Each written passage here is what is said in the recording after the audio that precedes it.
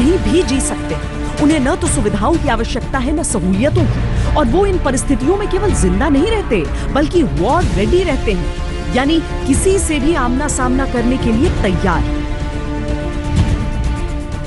बहुत एप्टली ये नाम दिया गया है। पूरे छुपाव के साथ बिना आवाज किए दुश्मन की टेरिटरी में जाना, ऑपरेट करना और वापस आ जाना। This is what makes a cobra commando.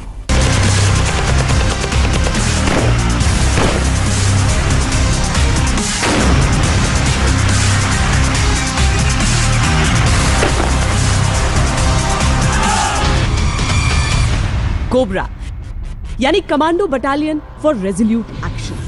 CRPF की इस शानदार टुकड़ी का काम है नक्सलियों का काम तमाम करना, और अपने गठन के 9 साल के भीतर ही वो खौफ का दूसरा नाम बन चुके हैं।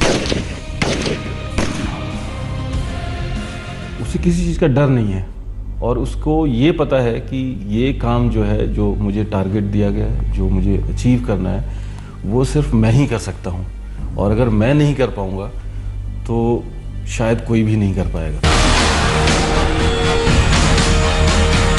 लेकिन अगर आप इन कमांडोज का ऑपरेशन देखेंगे, अगर इनकी काबिलियत से रूबरू होंगे, तब एक किंग कोबरा से इनकी समानताएं भी आपको नजर आएंगी। जमीन चाहे पथरीली हो या पत्तों से ढकी, इनके कदमों में मानो आहट ही नहीं। भारी बारिश हो या चिलचिलाती धूप, इनकी सांसें और धड़कनें तक खामोश रहती। मैडम, जंगल में हम चलते हैं, जब हमारा जो सेक्रेटरी पे ये होता है, चलते टाइम अगर कोबरा चलते हैं, वो हमको पता नहीं चलता है कि कैसे जा रहा है। जैसे कि कोबरा हम भी यहीं से चलते हैं, जब हमको पता है, बगल वालों को भी, दुश्मन को भी पता नहीं चलता कि हमको जा रहा है कोबरा कमांडो।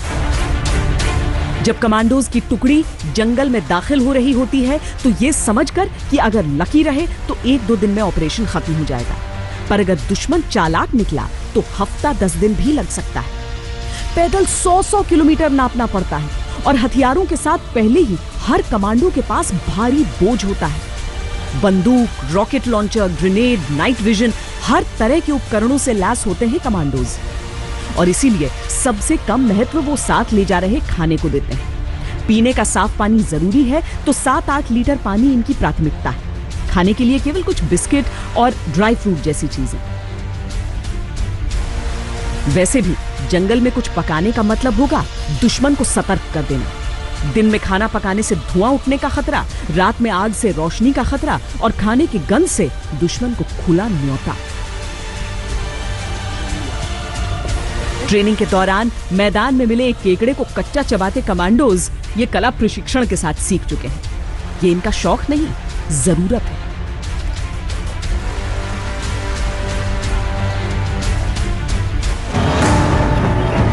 कठिन चुनौती का सामना कठिन ट्रेनिंग से ही किया जा सकता है। कोबरा कमांडोज की जो ट्रेनिंग है, वो हर किसी के बस की बात नहीं है। कई दफा तो सफलता दर 50% ही रहता है, यानी जो जवान कमांडो बनने की इच्छा से आते हैं, उनमें सभी कमांडो नहीं बन पाते।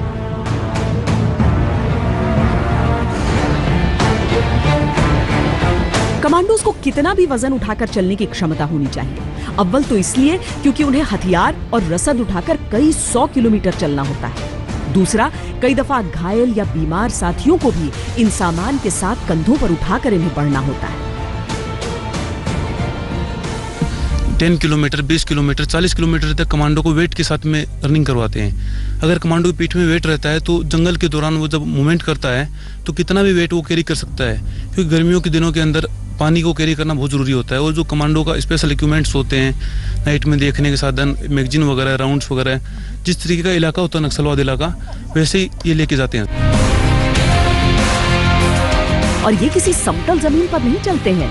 पेड़, पहाड़, गड्ढा, दीवार, इनका सामना किसी भी अड़चन से होता है। इसीलिए इनकी ट्रेनिंग में अगर एक छलांग में दीवार फांदना शामिल है, तो पेड़ों पर टार्जन की तरह झूलते हुए आगे बढ़ना भी। सुरंग के भीतर से भी ऐसे रेंग कर निकलते हैं कि कोबरा को फेल कर दें। किसी भी तरह की बाधा इनका रास्ता नहीं रोक सकती। जो फिजिकल ट्रेनिंग है सर, ये कमांडो की जो स्टेमिना होती है, ये हर लेवल में काम देती है। अगर एक कमांडो को एक दिन के अंदर 35 किलोमीटर 40 किलोमीटर तक चलना होता है नाइट में या डे में, तो उस ऑपरेशन में अगर उसका फिजिकल अच्छा नहीं होगा तो वो नहीं चल पाएगा। इनकी ट्रेनिंग जंगल में ही करवाई जाती है ताकि ये दिन रात उस माहौल को, उन परिस्थितियों को समझकर उनसे मुकाबले के लिए तैयार हो सके। और इसमें बहुत बड़ी भूमिका होती है दिमागी ताकत की, क्योंकि जब अत्यधिक संघर्ष के सामने शरीर जवाब देने लगता है तो दिमाग ही वो शक्ति देता है जो इन्हें अजेय बनाता है। नक्सली जंगलों में पेड़ों पर ऊंचे ऊंचे मचान बनाकर बैठे होते हैं, पत्तों से घिर कर बैठते हैं। आगे बढ़ते हुए कमांडोज को ऊपर भी देखकर चलना है कि कहीं कैमोफ्लेज में दुश्मन तो नहीं बैठा। सामने भी देखना है कि रास्ता कहां से है, और नीचे भी देखना है कि कहीं मिट्टी के नीचे कोई लैंडमाइन तो नहीं।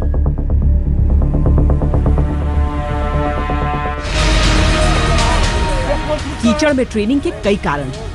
कीचड़ अपने घनत्व के कारण अधिक रेजिस्टेंस बनाता है और कमांडोज को आम एक्सरसाइज के मुकाबले दोगुना जोर लगाना होता है। इससे कम समय में अधिक वर्कआउट का फायदा है। इसके अलावा जिन इलाकों में कमांडोज को ऑपरेट करना होता है वहां अधिकतर मौसम में कीचड़ की स्थिति रहती है।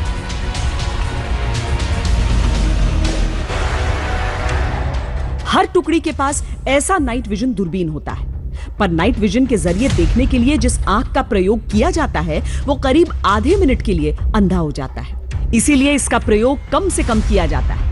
इसके अलावा नाइट विजन का इस्तेमाल अमावस की रात या घने बादलों वाली रात में संभव नहीं होने का खतरा रहता है। कोबरा कमांडोज ने ऐसी कई रणनीतियां विकसित की हैं जिनके जरिए वो नक्सलियों की ऐसी कायराना कार्रवाई को मात दे सकें।